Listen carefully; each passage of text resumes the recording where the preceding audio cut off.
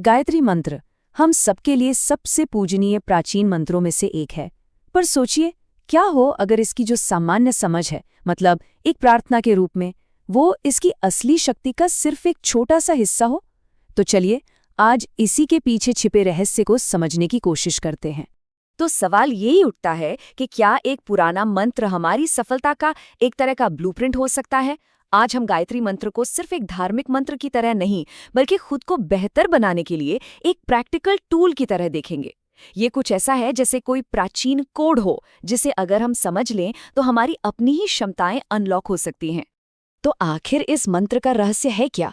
देखिए, इसकी असली शक्ति इसके पूरे मतलब से कहीं ज्यादा इसके एक एक हिस्से में, इसके अलग अलग घटकों में छिपी हुई है।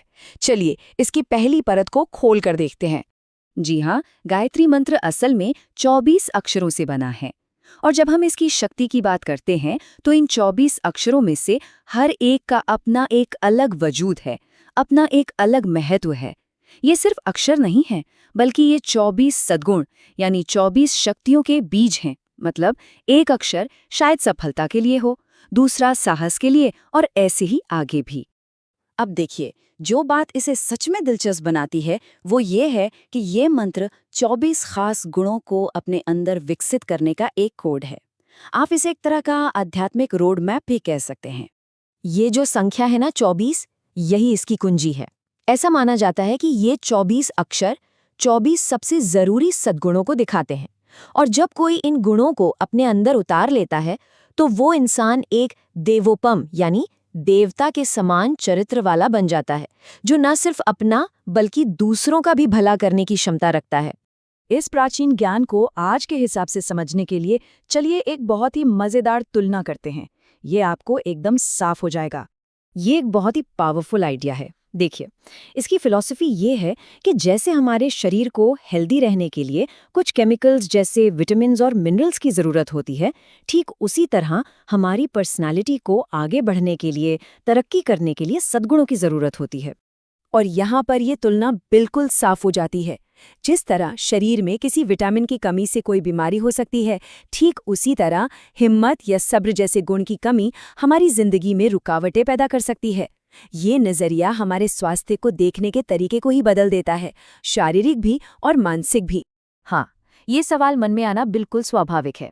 अगर हर इंसान में अलग अलग गुणों की कमी है तो क्या एक ही समाधान सबके लिए काम कर सकता है? खैर, इसका जवाब काफी हैरान करने वाला और आसान है। इसका जवाब इस बात को समझने में छिपा है कि कैसे एक ही स्रोत उसे लेने वाले के हिसाब से अलग अलग नतीजे दे सकता है। इसके लिए एक बहुत ही कमाल का उदाहरण दिया गया है दूध का। अब दूध तो एक ही चीज है, लेकिन ये अलग अलग लोगों को अलग अलग तरीके से फायदा पहुंचाता है। सोचिए, जब एक पहलवान दूध पीता है तो उसका शरीर उसे ताकत में बदल देता है।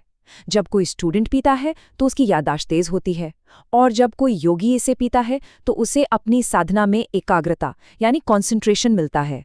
स्रोत एक ही है, दूध, लेकिन नतीजे हर किसी की अपनी जरूरत के हिसाब से अलग अलग हैं। बिल्कुल इसी तरह गायत्री मंत्र की शक्ति एक ही है, लेकिन उसका नतीजा हर साधक की अपनी मानसिक स्थिति, उसकी अपनी जरूरत और उसकी अपनी इच्छा के अनुसार अलग अलग होता है। ये पूरी तरह उस इंसान पर निर्भर करता है जो इसे ग्रहण कर रहा है। और यहीं से हम पहुंचते हैं इस पूरे विश्लेषण के सबसे गहरे और सबसे जरूरी हिस्से पर, जो हमारे अंदरूनी अभ्यास को बाहरी नतीजों से जोड़ता है। तो यहाँ जो सबसे गहरी बात है वो ये है कि जिस आंतरिक उत्कृष्टता पर, या जिसे हम सेल्फ इम्प्रूवमेंट कहते हैं, जिस पर हम काम करते हैं और जो दिव्य अनुग्रह या कृपा हमें मिलती है, वो असल में दो अलग अलग चीजें हैं ही नहीं। ये जो शब्द हैं वो इस बात को बहुत खूबसूरती से बताते हैं। वस्तुतः एक ही तथ्य के दो प्रतिपादन भर हैं। इसका मतलब ये है कि हमारा अंदरूनी विकास और बाहरी कृपा असल में एक ही सिक्के के दो पहलू हैं। एक दूसरे का कारण भी है और नतीजा भी। तो आखिर में ये सवाल हमारे सामने खड़ा होता है कि जिसे हम आज सेल्फ इम्प्रूवमेंट कहते हैं, क्या वो कोई नई खोज है, या फिर ये एक ऐसा प्राचीन ज्ञान है जिसे हम शायद भूल चुके थे? इस पर एक बार सोचिएगा जरूर।